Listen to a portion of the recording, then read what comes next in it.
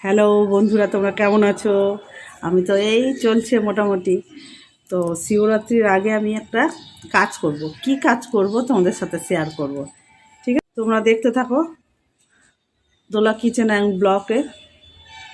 বন্ধুরা দেখছো এই জায়গাটা কত নোংরা হয়ে আছে। তো শিবরাত্রির আগে আমি পরিষ্কার করব, এবং শিবরাত্রির আগে কেন পরিষ্কার করব সেটা আমি তোমাদের সাথে শেয়ার করব। তো দেখতে থাকো আমার চ্যানেলটা দোলা কিচেন অ্যান্ড ব্লক, সব জানতে পারবো আস্তে আস্তে। জায়গাটা ঝাড় দিয়েছে, পরিষ্কার করছে, কিন্তু এই কাঠগুলো কিন্তু সরানো সম্ভব না। প্রচুর কাঠ আছে এখানে, আরও ঠেলা যেত কিন্তু সম্ভব না। আমার বরের একসাথে দুজনে পারবো না ঠেলতে, বিশাল অনেক লোক লাগবে।